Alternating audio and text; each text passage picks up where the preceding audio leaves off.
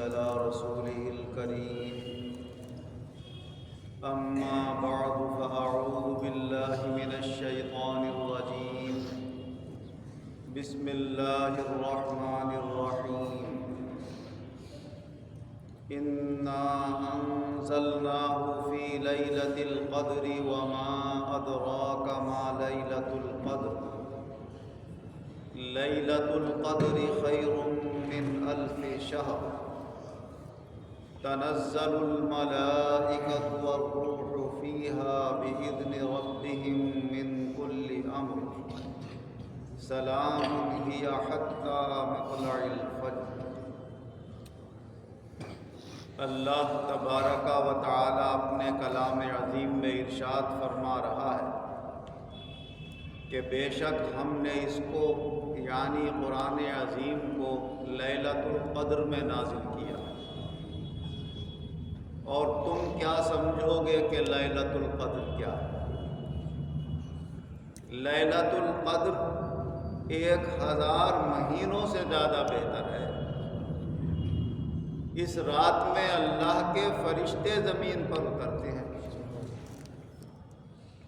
اور خاص طور سے روح الامین جبریل علیہ السلام بھی دنیا میں تشریف لاتے ہیں،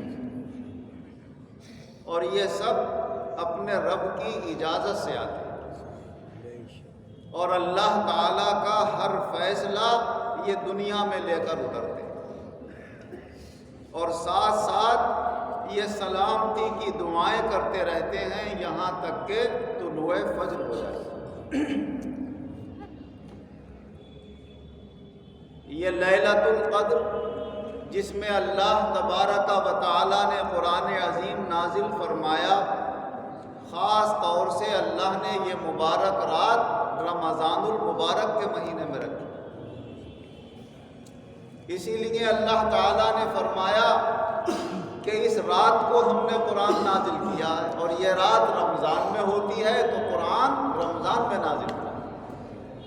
جو دوسری آیت میں اللہ تعالیٰ یوں فرماتا ہے شہر رمضان الذی انزل فیہ القرآن، رمضان کا وہ مبارک مہینہ ہے جس میں قرآن نازل کیا گیا۔ یہ مبارک رات رمضان المبارک کے مہینے میں جس میں اللہ تعالیٰ نے یہ قرآن پاک لوح محفوظ سے آسمان دنیا پر ایک ہی رات میں نازل فرما دیا، اور پھر آسمان دنیا سے حضور نبی اکرم صلی اللہ علیہ وسلم کے قلب اطہر پر 23 سال کی مدت میں تھوڑا تھوڑا کر کے نازل فرمایا۔ تو دنیا میں 23 سال کی مدت میں اترا، اور لوح محفوظ سے پہلے آسمان پر ایک ہی رات میں آ گیا، جسے لیلۃ القدر کہا گیا۔ جس رات میں اللہ کی اتنی عظیم نعمت لوح محفوظ سے آسمان دنیا پر اتری، اس رات کا مرتبہ تو ویسے ہی انسان سمجھ لے کہ کیا ہوگا، مگر چونکہ انسان کی سمجھ ایک حد تک پہنچ سکتی ہے، تو اللہ تعالیٰ نے یہ فرما دیا کہ تم کیا سمجھو گے لیلۃ القدر ہوتی کیا ہے؟ یہ تو علم والا جانتا ہے، رب العالمین سمجھتا ہے۔ جیسے کہا جاتا ہے نا کہ تم کیا سمجھو گے ماں باپ کی قدر کیا ہوتی ہے، کوئی کہتا ہے تم کیا جانو استاد کی قدر کیا ہوتی ہے، تم کیا جانو پیر کی قدر کیا ہوتی ہے، پیر کا کیا رتبہ ہوتا ہے۔ تو کیوں بتایا جاتا ہے؟ تاکہ آدمی سمجھ لے کہ جو جاننے والے ہیں وہ سمجھے ہیں اس بات کو کہ اللہ نے جس کو جو مقام دیا ہے وہ مقام اس کا ہر ایک کی سمجھ میں آنے والا نہیں ہے۔ قدر جوہر شاہ دانت یا بدانت جوہر، ہیرے کی قدر یا تو بادشاہ جانتا ہے یا جوہری جانتا ہے۔ عام آدمی کے ہاتھ میں دے دیا جائے، ایک ہاتھ میں چمکتا ہوا کوئی پتھر دے دیا جائے اور ایک ہاتھ میں ہیرا، تو وہ کیا فرق سمجھے گا کہ یہ چمکتا ہوا پتھر زیادہ بہتر ہے یا ہیرا زیادہ بہتر؟ وہ تو اہل نظر ہی سمجھتے ہیں۔ اسی طرح آپ تو یہ دیکھیں گے کہ جو لیلۃ القدر سے پہلے تھی وہ بھی رات تھی، جو اس سے پہلے تھی وہ بھی رات تھی، جو اس کے بعد آئی وہ بھی رات آئی۔ اس رات میں کیا ایسا ہو گیا کہ یہ رات سب سے عجیب و غریب ہو گئی؟ تو سب راتیں دیکھنے میں سننے میں ایک سی ہیں، مگر جو اس کے فرق کو سمجھتے ہیں وہی جانتے ہیں۔ یا تو اللہ جانتا ہے یا اللہ جو اس رات کا رتبہ جنہیں سمجھا دے وہ جانتا ہے۔ جنہوں نے اپنے فہم، اپنے علم اور اپنی سوچ کے مطابق لیلۃ القدر کو جیسا سمجھا ویسے ویسے اس کو تلاش کیا۔ کسی نے یہاں تک سمجھا کہ ہم ہر رات تو اللہ کی عبادت جاگ کر نہیں کر سکتے، ہر رات اس کو تلاش نہیں کر سکتے، تو ان کے لیے خاص رات بتا دی گئی کہ تم اس میں نہیں کرو تو اس میں تلاش کرو۔ کسی حدیث پاک میں یہ آیا کہ 21ویں شب میں کرو، کسی میں یہ آیا کہ 23ویں شب میں اس کو تلاش کرو، کسی حدیث میں یہ آیا کہ 25ویں شب میں تلاش کرو،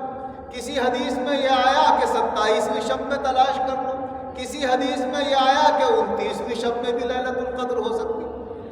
تو کیا ہے، ہر ایک کی تلاش طلب الگ الگ۔ تمہاری طلب یہ ہے کہ بس یہاں تک تم کوشش کر سکتے ہو کہ ایک رات میں ہم جگ لیں گے تو ایک رات میں جگ، اور جس کا مقام اور مرتبہ اس رات کی طلب میں یہ ہے کہ وہ اس کی قدر ایسی جانتا ہے کہ کہیں میں اس رات سے محروم نہ ہو جاؤں، تو اس کے بارے میں حضور صلی اللہ علیہ وسلم نے فرمایا، اور بعض صحابہ نے بھی اس قول کو نقل کیا کہ بھائی پورے سال رات کو جگو گے تو لیلۃ القدر ملے گی۔ تو کیا ہے، سال کا کوئی رات اللہ کی یاد، اللہ کے ذکر سے اور اللہ کے یاد میں اور ذکر میں کھڑے ہونے سے محرومی نہ ہو جاتی،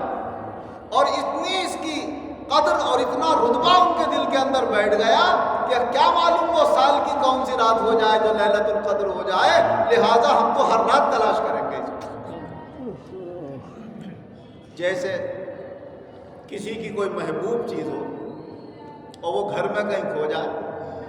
تو جہاں جہاں اسے امید ہوگی یہ یہاں ہو سکتی ہے، یہاں ہو سکتی ہے، وہاں وہاں ڈھونڈے گا، تلاش کرے گا، کونا کونا چھان لے گا۔ تو یہ رات کا کونا کونا چھان لیتا ہے جو جانتا ہے کہ لیلۃ القدر کا رتبہ کیا ہے۔ حضرت زر ابن حبیش رضی اللہ عنہ روایت فرماتے ہیں کہ میں نے ابی ابن کعب رضی اللہ عنہ سے یہ معلوم کیا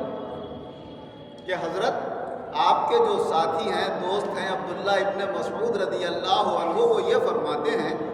کہ جو پورے سال قیام کرے گا، رات کو جاگے گا، لیلۃ القدر اسے مل پائے گی۔ تو وہ مسکرائے اور فرمایا میرا بھائی عبداللہ ابن مسعود خوب جانتا ہے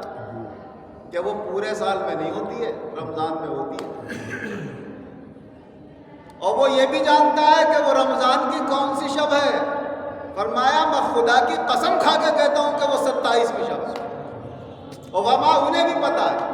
مگر اس لیے انہوں نے فرمایا کہ لوگ کہیں ایک رات پہ ہی اعتماد کر کے نہ بیٹھ جائیں، اللہ کو ہر رات یاد کریں۔ یہ کیا کہ اپنے مطلب کے لیے ایک رات میں یاد کر لیا کہ ایک رات میں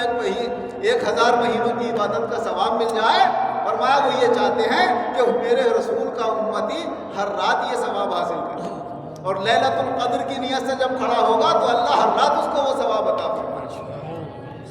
ورنہ وہ خوب جاتا ہے۔ تو میں نے کہا حضرت آپ قسم کھا کے کیسے کہہ رہے ہیں کہ وہ 27ویں شب ہوتی، کوئی اور بھی تو ہو سکتی۔ میں اس لیے کہہ رہا ہوں کہ میں نے خوب تجربہ کیا کہ 27ویں شب گزر کے جب صبح ہوتی ہے اور سورج نکلتا ہے تو سورج میں شعاعیں نہیں ہوتی، یہ پہچان ہے۔ تو وہ 27ویں شب کے بعد میں نے وہ نظارہ دیکھا۔ تو حدیثیں مختلف ہیں، ایک رات کا بھی ذکر ہے اس میں، اور عبداللہ ابن مسعود پورے سال میں بھی تلاش بتا رہے ہیں۔ تو کیا ہے، جو جتنا جس شے کا رتبہ، مرتبہ اور مقام سمجھتا ہے وہ اتنا ہی اس کی طلب میں دوڑتا ہے، اتنی ہی اس کی تلاش میں جاتا ہے۔ جو دنیاوی کاروبار کرتے ہیں، اگر انہیں یہ پتہ چلے کہ ہم یہاں پر لگاتار پابندی سے آئیں گے، 1 مہینے تو ہمیں یہ ملے گا، تو وہ پابندی سے 1 مہینے جائیں گے۔ ہم یہاں سال بھر تک اپنی ڈیوٹی دیتے رہیں گے تو سال بھر میں ہمیں یہ فائدہ ہوگا، تو وہ سال بھر ڈیوٹی دیں گے۔ تو یہی خیال عبداللہ ابن مسعود رضی اللہ عنہ نے پیش فرمایا کہ ارے رات بڑی قیمتی ہے، صرف ایک رات کے لیے مت رہ جاؤ، کیا معلوم اس رات میں ہو یا نہ ہو۔ وہ تو کبھی بھی ہو سکتی ہے، خدا کے کرم پر ہے۔ تم تو ہر رات تلاش کرو، کیا پتا وہ کون سی رات ہے۔ اگر پورے سال تم جاگے اور تو کوئی نہ کوئی رات تو ضرور ہوگی، اور جب وہ ہوگی تو تمہیں اتنی بڑی نعمت مل جائے گی کہ تمہاری سال بھر کی محنت بیکار نہیں جائے گی۔ بہت عمدہ چیز ہے۔ تو اللہ نے اس کا کوئی خاص رتبہ اور مقام بیان نہیں کیا، بلکہ یہ فرما دیا وَمَا أَدْرَاكَ مَا لَيْلَةُ الْقَدْرِ، ارے تم جانو گے کیا کہ لیلۃ القدر ہوتی کیا۔ حضرت انس رضی اللہ عنہ روایت فرماتے ہیں کہ حضور صلی اللہ علیہ وسلم نے ارشاد فرمایا کہ اس لیلۃ القدر میں اللہ کے فرشتوں کی جماعت اترتی ہے نیچے، وہ بجلی جیسے قمقمے جلتے ہوتے ہیں، روشنیاں ہو رہی ہوتی ہیں، اور جبریل امین ان کے ساتھ ہوتے ہیں اور ان کے سردار بنے ہوئے ہوتے ہیں۔ فرمایا جس کو قیام کی حالت میں اللہ کا ذکر کرتے ہوئے دیکھتے ہیں یا قاعدے کی حالت میں ذکر کرتے ہوئے دیکھتے ہیں، یہ سب فرشتے جبریل امین دعائیں کرتے ہیں اور سارے فرشتے آمین کہتے ہوتے ہیں اور ان کے لیے رحمت و برکت کی دعائیں کرتے ہوئے اترتے ہیں۔ فرمایا یہ لیلۃ القدر اگر تم پورے سال تلاش نہ کر سکو تو ہوتی تو رمضان میں ہی، پورے رمضان میں تلاش کرو۔ پورے رمضان میں نہ تلاش کر سکو تو فرمایا رمضان کے آخری عشرے کی طاق راتوں میں تلاش کر لیا کرو، اس میں سے ہوتی ہے۔ اور یہ آخری عشرہ ہوتا، اور یہ 27ویں شب 29ویں شب آخری راتیں ہوتی ہیں۔ جب یہ فرشتے اللہ کے دربار میں پہنچتے ہیں تو سارے فرشتوں کو اللہ جمع فرماتا ہے اور فرماتا ہے میرے فرشتوں یہ تو بتاؤ کہ یہ میرے بندے پورے مہینے اور کچھ بندیاں پورے مہینے انہوں نے کتنی محنت کری ہے، روزے رکھے ہیں، تراویح پڑھی ہے، میرا ذکر کیا ہے۔ اگر کوئی آدمی محنت اور مزدوری کر کے اپنی پوری ذمہ داری ادا کرے تو اس کی جزا کیا ہونا چاہیے؟ فخریہ اللہ کہتا ہے فرشتوں سے، جو فرشتے کہتے ہیں مولا جس کی پوری کوشش ہے، محنت ہے، تو اس کی جزا تو یہ ہے کہ اس کی اجرت بھی اسے پوری ملنا چاہیے۔ تو اللہ تعالیٰ فرماتا ہے فرشتوں میرے عزت و جلال کی قسم، میرے کرم اور عنایت کی قسم، میرے اعلیٰ رتبے کی قسم، میرے اونچے مقام کی قسم، جتنے میرے بندے اور بندیوں نے مجھے رمضان میں یاد کیا ہے میں نے سب کی مغفرت فرمائی۔ اللہ تعالیٰ ان کی پوری اجرت یہ دیتا ہے کہ ان کی مغفرت فرمائی۔ اور ایک رات خاص کیوں نہیں کی گئی؟ کیوں ذکر آتا ہے حدیثوں میں کہ 21ویں شب بھی ہو سکتی ہے، 23ویں بھی، 25ویں بھی، رمضان کے شروع میں بھی حضور نے تلاش کیا، مگر پھر امت کی آسانی کے لیے یہ فرما دیا کہ آخری عشرے میں تو ہوتی ہے، اس میں تلاش کر لیا۔ تو فرماتے ہیں اس میں بھی کوئی خیر۔ عبادہ بن صامت رضی اللہ عنہ روایت فرماتے ہیں کہ حضور صلی اللہ علیہ وسلم فرماتے ہیں میں تو وہ خاص رات اللہ نے مجھے بتا دی تھی اور اپنے گھر سے نکلا تمہیں بتانے کے لیے تھا، مگر دو مسلمان آپس میں لڑ رہے تو یہ آپس کی مسلمانوں کی لڑائی کی نحوست ایسی ہوتی ہے کہ رحمتیں و برکتیں اٹھا لی جاتی ہیں، اس تاریخ کا تعین اٹھا لیا گیا تمہاری لڑائی کی وجہ سے۔ پھر فرمایا اچھا بھائی اس میں بھی کوئی خیر ہو ہے؟ اللہ کا ہر کام خیر ہوتا تو سب اسی کے حکم سے ہے، لڑائی اس کے اختیار میں ہے، صلح اس کے اختیار میں ہے، اس کے اختیار اور قدرت سے کوئی چیز باہر نہیں ہے، مگر وہ صلح کو پسند فرماتا ہے اور لڑائی جھگڑوں کو ناپسند کرتا ہے۔ ناپسندیدگی کی بات سامنے آئی تو اللہ نے تاریخ کا تعین اٹھا دیا، فرمایا اس میں بھی خیر ہے۔ تعین ہو جاتا تو تم ایک ہی رات اللہ کو یاد کرتے، اب تعین نہیں ہے تو تم تو ہر رات میں اللہ کو یاد کرو۔ 21ویں میں بھی تلاش کرو، 20واں روزہ گزر کے جو رات آئے، پھر 22واں روزہ گزر کے جو رات آئے 23 میں، اس میں بھی اللہ کی عبادت کرو۔ 24واں روزہ گزر کے جو 25ویں شب آئے اس میں بھی کرو، 26واں روزہ گزر کے 27ویں آئے اس میں بھی کرو، 28واں روزہ گزر کے 29ویں شب آئے اس میں بھی اللہ کو یاد کرو۔ اللہ کا کرم ہوگا تو کوئی ایک رات تمہارے لیے لیلۃ القدر بنا دے گا، اور جو رات لیلۃ القدر ہو گئی تو اللہ کے کرم سے 1000 مہینوں کی عبادت کا اللہ ایک رات میں ثواب عطا فرمائے۔ اللہ تبارک و تعالی یہ بڑا مبارک مہینہ ہمارے درمیان آنے والا ہے، اللہ ہمیں اس کی قدر کرنے کی توفیق عطا فرمائے، اور جیسے ہمیں دنیاوی نعمتوں کی طلب ہوتی ہے اس کے ساتھ اور اس سے بھی زیادہ اللہ ہمیں اپنی دینی نعمتوں کی طلب عطا فرمائے، اور دونوں جہان میں ایمان اور عزت کے ساتھ شاندار کامیابی عطا فرمائے۔ آمین وآخر دعوانا ان الحمد للہ۔ الحمدللہ رب العالمین والعاقبۃ للمتقین والصلاة والسلام علی خیر خلقہ محمد وآلہ واصحابہ اجمعین۔ اے اللہ ہمارے گناہوں کو معاف فرما، آئندہ گناہوں سے بچنے کی توفیق عطا فرما، العالم کے مسلمانوں پر خصوصی رحم کرو۔ اے اللہ جو بیمار ہیں انہیں شفا عطا فرما،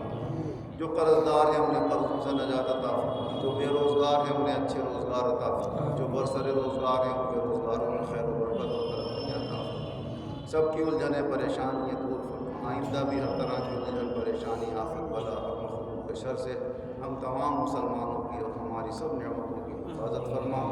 ایمان اور عزت کے ساتھ ہم سب کو زندہ رکھ، ایمان اور عزت کے ساتھ جب تیرے یہاں سے بلاوا آئے تو آسانی ایمان پر ہمارا خاتمہ فرما،